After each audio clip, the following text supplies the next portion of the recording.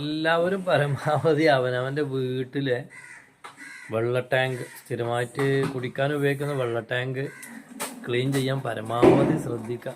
Minimum 3 മാസം, അതിലേറെ കൂടാണ്ടിരിക്കുകയാണ് ഏറ്റവും നല്ല. അപ്പോഴെല്ലാം വൃത്തിയായി കിട്ടും. ഏതായാലും ഞാൻ ഇന്ന് ആ വർക്കിന് ഇറങ്ങുകയാണ്. കാലത്ത് 7 മണിയായി. ടാങ്കിൽ വെള്ളം ഏകദേശം കഴിഞ്ഞിട്ടുണ്ട്. ടാങ്ക് ഇന്നൊന്ന് കഴുകണം. കുറേ ദിവസത്തേക്കുള്ള ടാങ്ക് കഴുകാനുള്ള പരിപാടി ആരംഭിച്ചിട്ട്. അപ്പോൾ ഇന്ന് ഏതായാലും അത് കഴുകാനുള്ള പരിപാടിയാണ്. കോണി വെച്ച് മേലെ കയറാനുള്ള പരിപാടിയുണ്ട്. അപ്പോൾ നമുക്ക് ആവശ്യമുള്ള സാധനങ്ങൾ: ഒരു കപ്പ്, ബക്കറ്റ്, 2 തോർത്തുമുണ്ട്, 2 വിമ്മ്, ഇതൊക്കെ പാട്ടിട്ടോ. നീ സാധനം കൊണ്ടാണ് വരക്കുന്നത് കേട്ടോ. അപ്പോൾ ഏതായാലും കോണിൻ്റെ മേലെ കൂടി കയറില്ലാതെ വൃത്തിയില്ല. അങ്ങനെ മേലെ എത്തിയിട്ടുണ്ട്. നമ്മളെ ടാങ്ക് ഇരിക്കുന്നത് ഇവിടെയാണ്.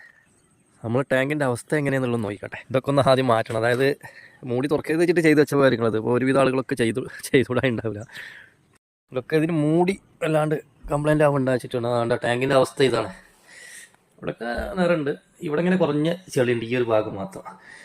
മറ്റേ എന്താ പറയുക, അടിയിൽ കാണുന്ന സാധനം എന്താണെന്നറിയാം, അത് ബോർവെല്ലിൽ നിന്ന് കയറിയ പിന്നെ പാറയുടെ പൊടികളാണ് ഈ കാണുന്നത്. അപ്പോൾ അതൊക്കെ ഒന്ന് ക്ലീൻ ചെയ്യലാണ് ഇന്നത്തെ പരിപാടി. അപ്പോൾ രാവിലെ തന്നെ വന്നത് ക്ലീനിങ് ആണ്. നമ്മൾ ഒരു 3 മാസം കൂടുമ്പോൾ ഒന്ന് ക്ലീൻ ചെയ്തിട്ട് തന്നെയാണ് ഉപയോഗിക്കാറ്. ഈ ടാങ്കത്തെ വെള്ളം തന്നെ ഉപയോഗിക്കുന്നത്, ബോർവെൽത്തെ വെള്ളമാണ് ഉപയോഗിക്കുന്നത്. ഇതുവരെ കുഴപ്പം കംപ്ലൈൻ്റ് ഒന്നും വന്നിട്ടില്ല.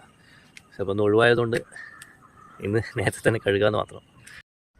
അപ്പോൾ ക്ലീനിങ് എന്ന് പറഞ്ഞാൽ ഇതിന് ഉള്ളിലേക്ക് ഇറങ്ങിയിട്ടാണ്, അല്ലാണ്ട് മേലൊന്നും ഒരക്കല്ല. ഇതാവുമ്പോൾ ക്ലിയർ ആവുള്ളൂ. എങ്ങനെയുണ്ട്? ടാങ്കിൻ്റെ ഉള്ളിലാണ്. ടാങ്കിൻ്റെ ഉള്ളിലെ അവസ്ഥ എന്ന് പറഞ്ഞാൽ കണ്ടോ, ഫുള്ള് കഴുകി വൃത്തിയാക്കണം, എന്നാൽ തന്നെ വൃത്തിയാവുള്ളൂ. ഈ സൈഡൊന്നും വലിയ കുഴപ്പമില്ല. പക്ഷേ ഈ സൈഡിലാണ് നമ്മളെ വെള്ളം വന്ന് ചാടുന്ന സ്ഥലം. അപ്പം ഈ സൈഡൊക്കെ പാടെ കണ്ടങ്ങനെ ആകെ കറുത്ത് പോയിട്ടുണ്ട്. ഇതൊക്കെ ഇപ്പോൾ വൃത്തിയാക്കും. ആദ്യം ഇത് കഴുകാനുള്ള വെള്ളം ആദ്യം എടുത്ത് വെക്കണം. എന്നിട്ട് പിന്നെ നല്ല വെള്ളം കൊണ്ടൊന്ന് കഴുകണം. അപ്പോഴത് ഫുൾ ക്ലിയർ ആവുള്ളൂ. ഇപ്പം നമുക്ക് സോപ്പ് ഉപയോഗിച്ച് കഴുകാനുള്ള വെള്ളം എടുത്ത് വെക്കുന്നത്. നമ്മളിതുപോലെ നിറച്ചിട്ട് അങ്ങോട്ട് പുറത്തേക്ക് കൊടുക്കുകയാണ്. 2 ബക്കറ്റ് വെള്ളം ആദ്യം നിറച്ച് വെച്ചിട്ടുണ്ട്. അപ്പം ഈ വെള്ളമൊക്കെ പാടെ എടുത്ത് ഒഴിവാക്കിയിട്ട് ക്ലീനിങ്.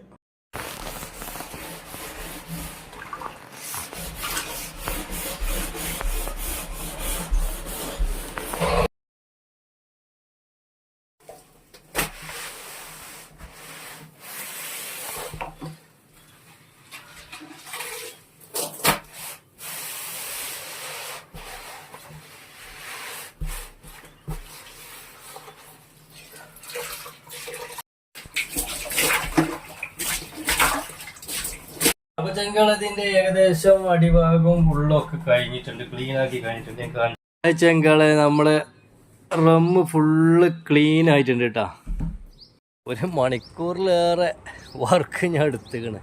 ഇതിന് സൊല്യൂഷനൊന്നുമില്ല, നല്ല കഴുക തന്നെ, വേറെ സൊല്യൂഷനൊന്നുമില്ല. ഞാനിതാ ഈ ചണ്ടി വെച്ചിട്ടാണ് കഴുകിയത്.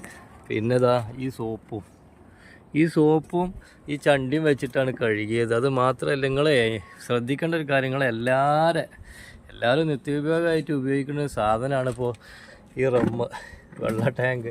കുടിവെള്ളത്തിന് ടാങ്കിലാണ് ഉപയോഗിക്കണമെന്നുണ്ടെങ്കിൽ എങ്ങനെയായാലും നിങ്ങൾ ഒരു 3 മാസമെങ്കിലും കൂടുമ്പോൾ ചെറുതായിട്ടൊന്ന് ക്ലീൻ ചെയ്യൽ നിർബന്ധമാണ് കേട്ടോ. നമ്മളെ ആരോഗ്യത്തിന് നല്ലതായിരിക്കും. വീട്ടിലൊക്കെ ഇതുപോലെ ശ്വാസം എടുത്തിട്ടാണ് വെള്ളം അങ്ങനെ വരാറ്. ബോർവെല്ലിൽ നിന്നാണ്. ഈ മോട്ടറിന് ഒരു പ്രത്യേകതയുണ്ട്. മോട്ടർ എന്ത് മോട്ടറാന്ന് ആരെങ്കിലും പറയാൻ പറ്റില്ല. ഈ വെള്ളത്തിൻ്റെ വരവ് കണ്ടിട്ട് വെള്ളം നിറഞ്ഞില്ലട്ടാ. നിറയുന്നതിൻ്റെ മുന്നേ കരണ്ട് പോയി, അതാ ഉണ്ടായത്. കണ്ടോ, നല്ല നീല വെള്ളമായില്ലേ. ഇത്രയും പണിയാണ് എടുത്തിക്കണേ. 1.5 മണിക്കൂറിൻ്റെ വർക്ക് ആദ്യമേ ചെയ്തിട്ടുണ്ട്. അതുകൊണ്ടാണ് ഇത്രയും ക്ലീൻ ആയത്. ഓക്കെ.